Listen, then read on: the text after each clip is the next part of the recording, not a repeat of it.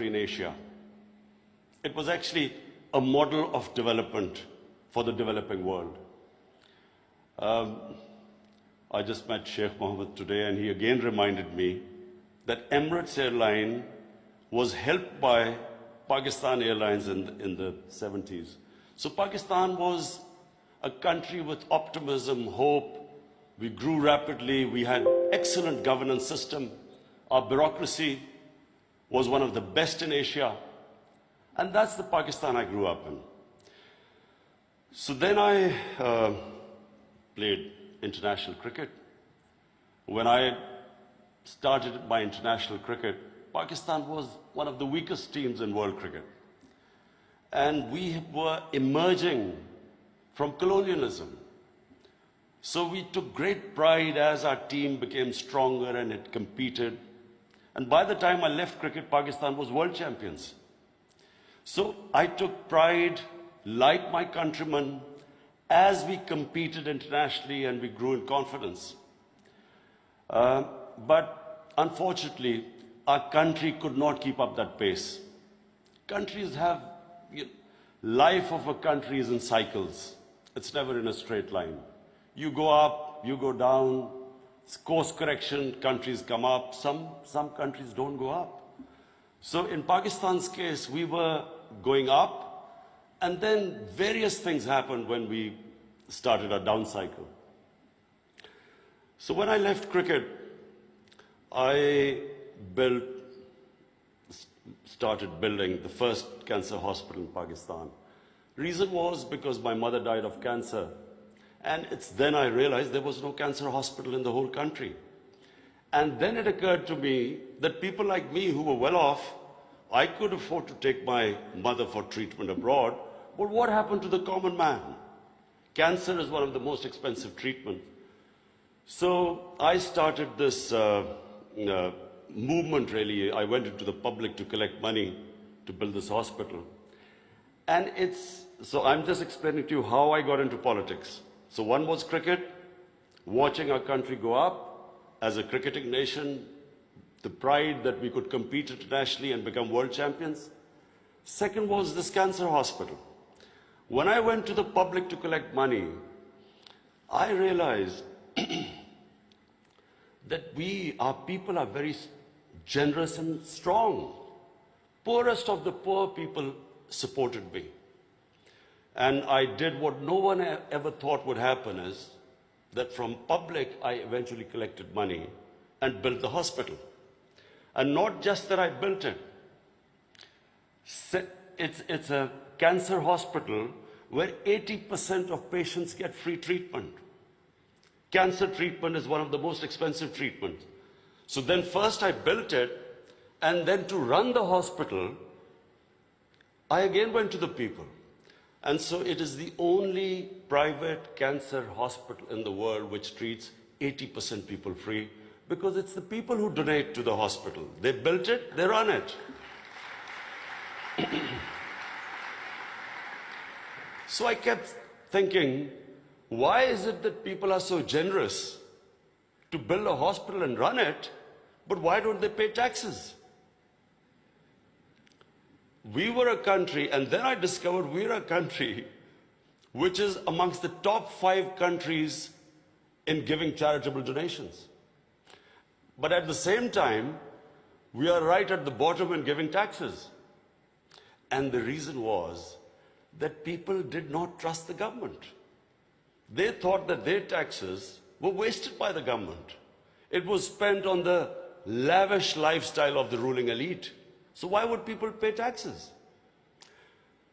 And of course, then the levels of corruption, because corruption is basically stealing taxpayers' money. But there was a third reason why I ended up in politics. And that was, I watched, first of all, I used to play professional cricket in England, so half my year was in England and then half in Pakistan. And I saw how a developed country, how the institutions worked, why they went ahead, how the governments were accountable, how there was meritocracy, and above all, how there was human development, the money spent on human beings. So I could compare what was going on in Western countries, and then I could see what was happening in our own country. But then I also saw other countries develop. And one of them was UAE. I used to play cricket in UAE from 1980 onwards, and I saw UAE kept developing. And then afterwards we saw China develop. So the common thing in all countries that have gone ahead is governance. And governance has two aspects. One is a government has to be accountable. The more accountable a government, the more clean a government, the more successful it is. And secondly, again I repeat, is meritocracy. The better the system of getting the best talent to the top, the better the country. Let me just give you a sporting example. Australia is the most successful cricketing country in cricket history of over 200 years. Because Australia has the best system of bringing its talent up. Pakistan, in my opinion, and I'm not prejudiced, I understand cricket better than probably everyone in this hall. Pakistan has the greatest talent. Of all the countries I've played, I've never seen as much talent as in Pakistan. But we do not have a system of bringing that talent up.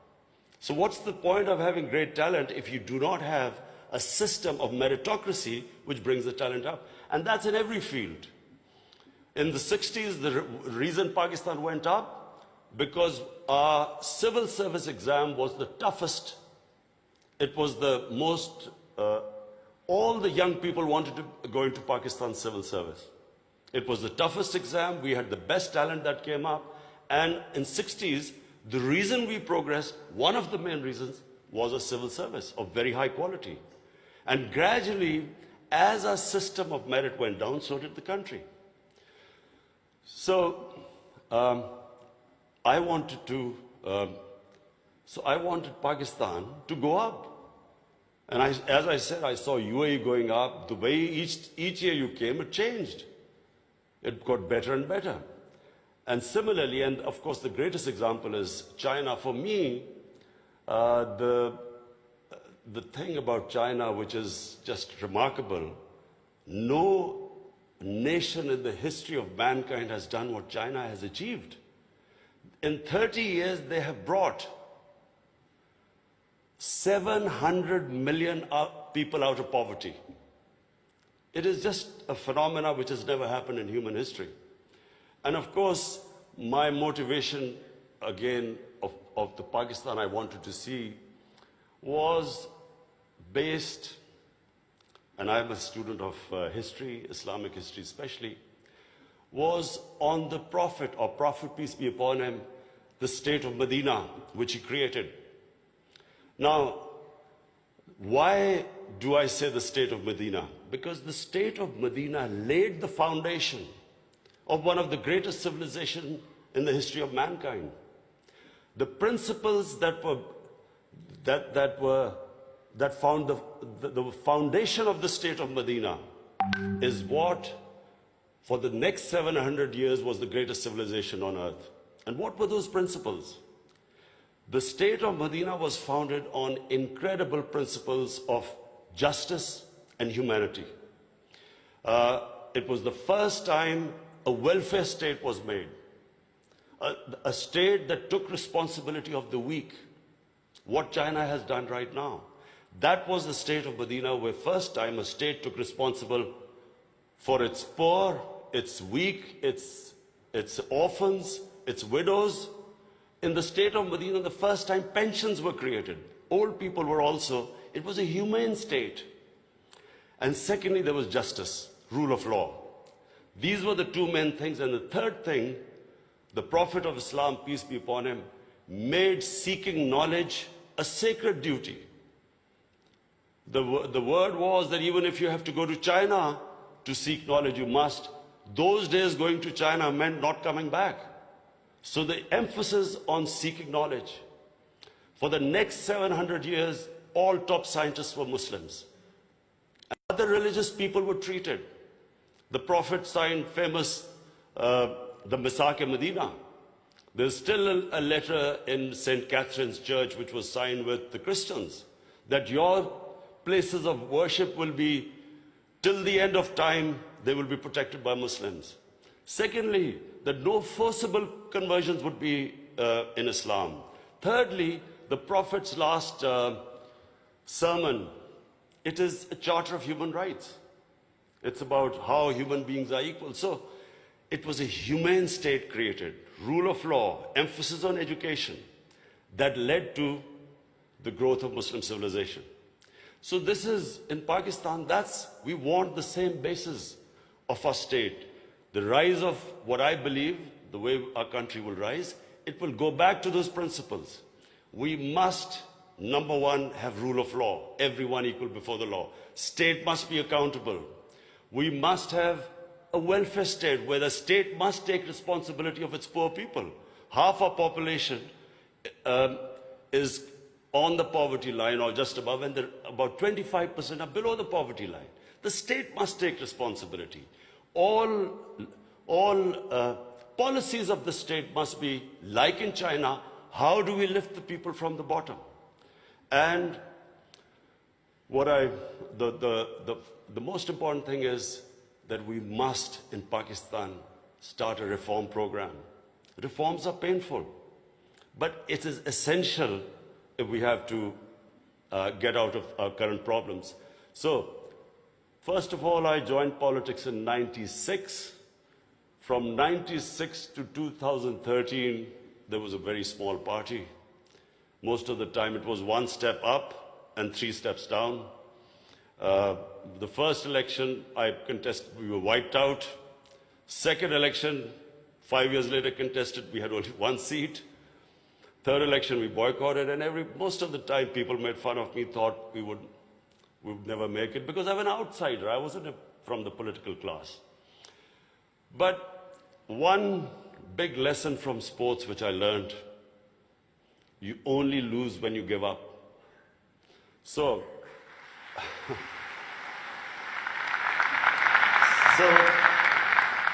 kept learning from my mistakes, kept getting up, falling, getting stronger. Eventually, we formed government in one of the 4 provinces in 2013, and it was the KP province, which was devastated by war on terror. It was on the border of Afghanistan, the tribal areas, the whole fighting took place in that region. The police was devastated by attacks. We had 70% of industry closed, and KP has a reputation that they only give you 1 chance. Each government comes once, it's ousted the next time.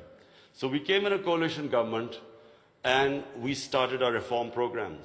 First of all, we started spending money on human development, health and education. Secondly, we did, first time in Pakistan history, no party had done before, we started spending money on climate change. Pakistan is about 8th in the countries that are most vulnerable to climate change. So we took this ambitious mission of planting 1 billion trees in 5 years. And then we reformed the police, depoliticized our police, depoliticized our bureaucracy, and then started tourism.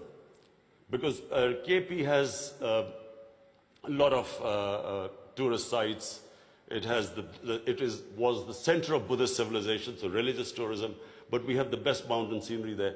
So anyway, by the end of 5 years, we had half poverty in those 5 years. The poverty had gone half. And a province which never gave you a second chance, we came back with 2/3 majority in 2018. Not only did we win there, then we formed government in the last election. We got 17 million votes, which is the highest ever won by a party. And so now we have our reform agenda. And as I repeat, reforms are painful.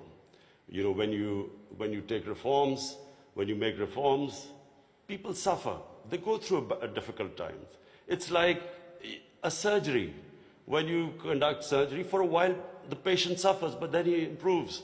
The worst thing that can happen to a society is that you keep postponing reforms because of the fear that you will have opposition, the vested interest will stand up, and you don't do reform. So we've started on an ambitious reform program.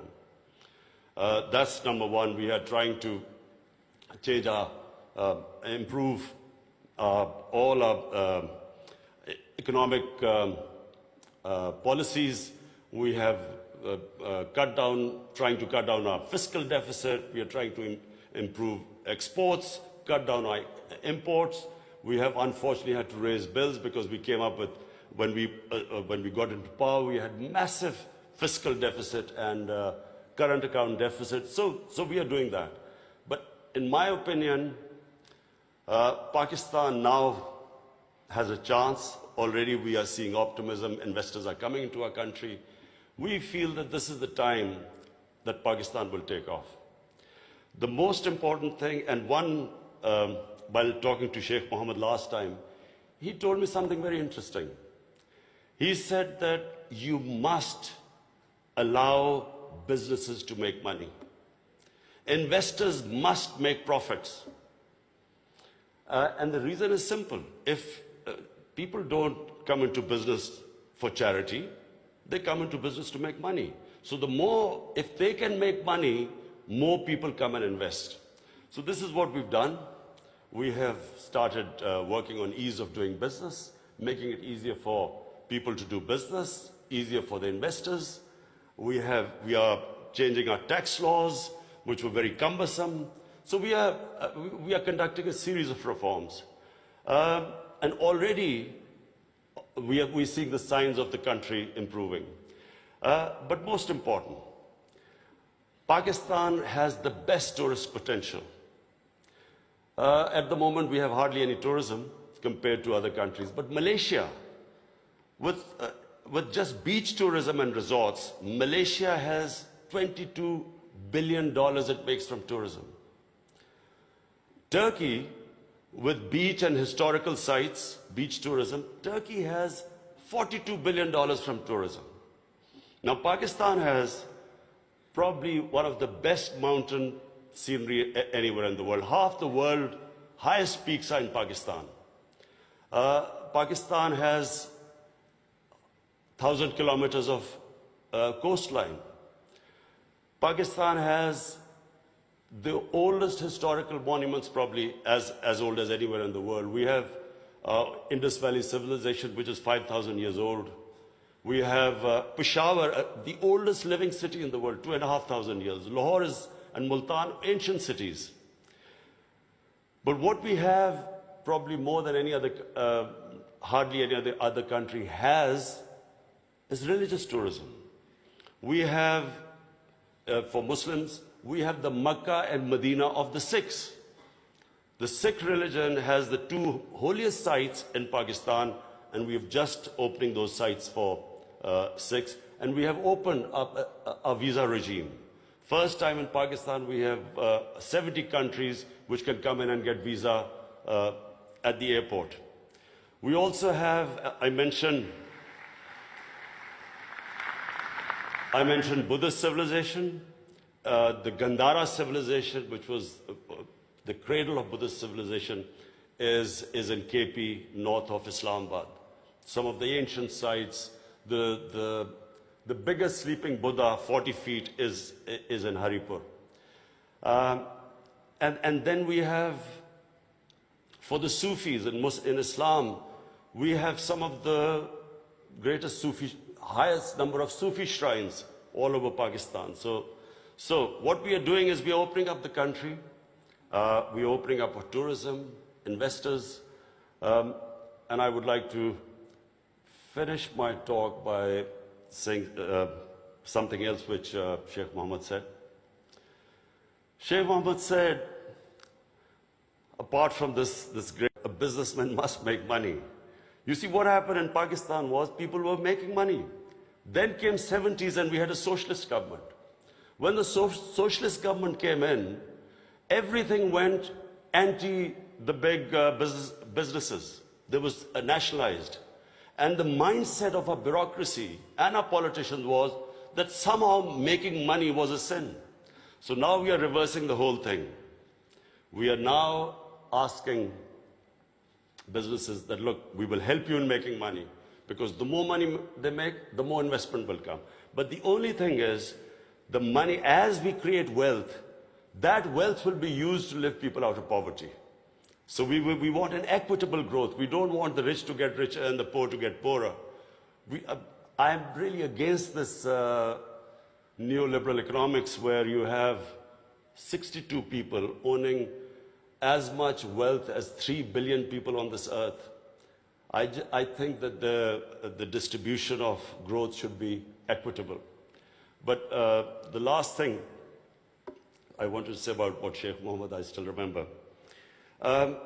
It's very important that to take risks in life. Sheikh Mohammed said that when 9/11 took place, he immediately called up Sheikh Ahmed and Emirates Airline and said, buy aircrafts and engines of aircraft, because everything went down, prices of planes went down, people were not flying as much. This is the key, in my opinion. This is the difference between very successful people and people who don't take risks. I have played 20 years of international cricket. I saw a lot of players with a lot of talent, but they never made it big because they were scared of losing. They would not take risks. Players with less talent, but that ability to take risks, chances, they also had bad times. But eventually, the ones who took more chances and risks were the ones who made it big. This is the time, my last word is to the investors. This is the time to come to Pakistan when it is just going on the upswing. This is the time to invest in the country. And don't miss the boat. Thank you.